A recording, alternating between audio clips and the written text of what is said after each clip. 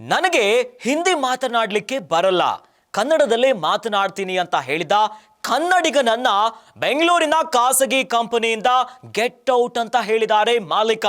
ಆ ನಾರ್ತಿ ಭೂಪ ಕನ್ನಡಿಗನನ್ನ ಹಿಂದಿ ಬರಲ್ವಾ, ಕನ್ನಡದಲ್ಲೇ ಮಾತನಾಡ್ತೀಯಾ, ಹುಷಾರ್ ಅಂತ ಕೆಲಸದಿಂದ ಗೆಟ್ ಔಟ್ ಅಂತ ಹೇಳಿರುವಂತಹ ಘಟನೆ ನಡೆದಿದೆ.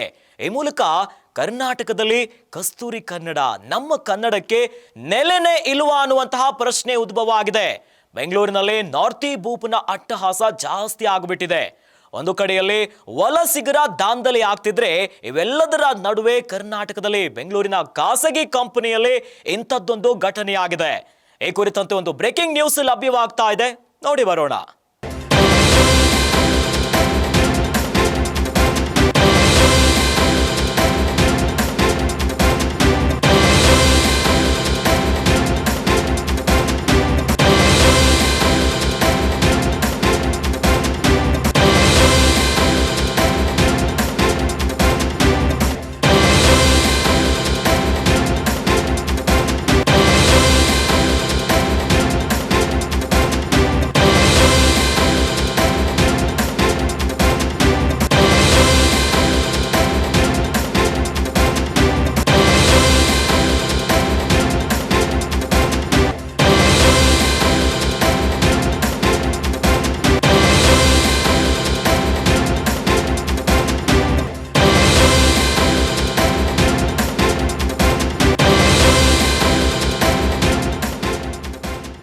ಕರ್ನಾಟಕದಲ್ಲಿ ಕನ್ನಡಿಗರಿಗೆ ನೆಲೆನೇ ಇಲ್ವಾ?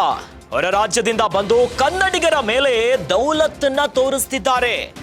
ಬದುಕು ಕಟ್ಟಿಕೊಳ್ಳಲು ಬಂದವರಿಂದಲೇ ದಬ್ಬಾಳಿಕೆ ಜೋರಾಗಿದೆ. ಕನ್ನಡ ಮಾತನಾಡಿದ್ರೆ ಹುಷಾರ್ ಅಂತ ಹೇಳಿದಾನೆ ಆ ನಾರ್ತಿ ಭೂಪ. ಕನ್ನಡ ಮಾತನಾಡದಿದ್ದಕ್ಕೆ ಕೆಲಸದಿಂದಲೇ ತೆಗೆದು ದರ್ಪವನ್ನ ಹೊರಗಾಕಿದ್ದಾರೆ. ಬೆಂಗಳೂರಿನ ಖಾಸಗಿ ಕಂಪನಿಯಲ್ಲಿ ಕನ್ನಡಿಗನಿಗೆ ಗೇಟ್ ಪಾಸ್ ಕೊಟ್ಟಿದ್ದಾರೆ. ಆಫೀಸ್ನಲ್ಲಿ ಹಿಂದಿ ಮಾತನಾಡು ಅಂತ ಉತ್ತರ ಭಾರತೀಯರು ಹೇಳಿದ್ದಾರೆ. ನನಗೆ ಹಿಂದಿ ಭಾಷೆ ಬರಲ್ಲ ಅಂದನಂತೆ ಆ ಕನ್ನಡಿಗ. ಹಿಂದಿ ಬರಲ್ಲ ಅಂದಿದ್ದೇ ಸೈ, ಗೇಟ್ ಪಾಸ್ ಅಂತ ಹೇಳಿದ್ದಾರೆ ಮಾಲೀಕ. ಕನ್ನಡಿಗನನ್ನ ಕೆಲಸದಿಂದ ತೆಗೆದು ಎಕ್ಸ್ ನಲ್ಲಿ ದರ್ಪದ ಪೋಸ್ಟ್ ಅನ್ನ ಹಾಕಿದ್ದಾನೆ. ಕನ್ನಡ ನಾಡಿನಲ್ಲಿ ಕನ್ನಡಿಗರಿಗೆ ಸವಾಲೆಸೆಯುವಂತಹ ಅಹಂಕಾರವನ್ನ ತೋರಿಸ್ತಿದ್ದಾರೆ. ರಾಜಧಾನಿ ಬೆಂಗಳೂರಿನಲ್ಲೇ ನಡೆದಿರುವಂತಹ ಘಟನೆ. ಯಾವ ಕಂಪನಿ ಇದು? ಬೆಂಗಳೂರಿನಲ್ಲಿ ಎಲ್ಲಿದೆ ಈ ಕಂಪನಿ? ಇಷ್ಟೆಲ್ಲ ಆದ್ರೂ ಕೂಡ ರಾಜ್ಯ ಸರ್ಕಾರ ಸುಮ್ಮನಿರೋದು ಯಾಕೆ ಇರುವಂತಹ ಪ್ರಶ್ನೆ ಮೂಡ್ತಾ ಇದೆ. ಅಬ್ಬಬ್ಬಾ, ಇದು ಕರ್ನಾಟಕ, ಇಲ್ಲಿ ಕನ್ನಡನೇ ಪ್ರಧಾನ, ಕರ್ನಾಟಕ ಕನ್ನಡಿಗನೇ ಸಾರ್ವಭೌಮ, ಹೌದಾ ಅಲ್ವಾ ಅನ್ನುವಂತಹ ಪ್ರಶ್ನೆಗಳು ಉದ್ಭವ ಆಗ್ತಾ ಇದೆ. ಸಾಲು ಸಾಲು ವಲಸಿಗರ ಸಮಸ್ಯೆ, ದರ್ಪ, ಅಹಂಕಾರಗಳ ನಡುವೆನೆ ಮತ್ತೊಂದು ಘಟನೆ ಬೆಂಗಳೂರಿನಲ್ಲಿ ನಡೆದು ಬಿಟ್ಟಿದೆ. ಖಾಸಗಿ ಕಂಪನಿಯೊಂದರಲ್ಲಿ ಪಾಪ ಕನ್ನಡಿಗ, ನನಗೆ ಹಿಂದಿ ಭಾಷೆ ಬರಲ್ಲ, ನಾನು ಕನ್ನಡದಲ್ಲೇ ಮಾತನಾಡ್ತೀನಿ ಅಂತ ಹೇಳಿದಕ್ಕೆ ನಾರ್ತಿಯವನ ದರ್ಪ ಮುಗಿಲು ಮುಟ್ಟಿತ್ತು. ಹಿಂದಿ ಗೊತ್ತಿಲ್ಲ, ಕನ್ನಡದಲ್ಲೇ ಮಾತನಾಡ್ತೀಯಾ, ಹುಷಾರ್ ಅಂತ ಹೇಳಿ ಕೆಲಸದಿಂದ ವಜಾ ಮಾಡಿರುವಂತಹ ಘಟನೆಯಾಗಿದೆ. ಹಿಂದಿ ಬರಲ್ಲ ಅಂದ್ರೆ ಗೆಟ್ ಔಟ್ ಅಂತ ಹೇಳಿದಾನೆ ಆ ಮಾಲೀಕ. ಈ ಮೂಲಕ ಕನ್ನಡಿಗನನ್ನ ಕೆಲಸದಿಂದ ತೆಗೆದು ಎಕ್ಸ್ ಖಾತೆಯಲ್ಲಿ ದರ್ಪದ ಪೋಸ್ಟ್ ಒಂದನ್ನ ಹಂಚಿಕೊಂಡಿದ್ದಾನೆ. ಹಾಗಾದ್ರೆ ಕನ್ನಡ ನಾಡಿನಲ್ಲಿ ಕನ್ನಡಿಗರಿಗೆ ಏನಿದು? ಇವೆಲ್ಲವನ್ನ ನೋಡಿಕೊಂಡು ಸರ್ಕಾರ ಯಾಕೆ ಸುಮ್ಮನಿದೆ? ಕನ್ನಡ ಮತ್ತು ಸಂಸ್ಕೃತಿ ಇಲಾಖೆ ಏನು ಮಾಡ್ತಾ ಇದೆ? ಒಂದಲ್ಲ ಎರಡಲ್ಲ, ಪ್ರತಿನಿತ್ಯ ಕರ್ನಾಟಕದಲ್ಲಿ ಇಂಥದ್ದೇ ಘಟನೆಗಳು ಆಗ್ತಾನೆ ಇದೆ. ಹಾಗಾದ್ರೆ ಕನ್ನಡ ಭಾಷೆಯಲ್ಲಿ ಓದ್ದವರು, ಈ ನೆಲದಲ್ಲಿ ಹುಟ್ಟಿದಂಥವರು, ಕಸ್ತೂರಿ ಕನ್ನಡ ಸರಳವಾಗಿ, ಸುಂದರವಾಗಿ, ಸುಸಲಿತವಾಗಿ ಬಾಯಿ ತುಂಬ ಕನ್ನಡ ಮಾತಾಡುವಂಥವರು ಕರ್ನಾಟಕದಲ್ಲಿ ಏನು ಮಾಡಬೇಕು?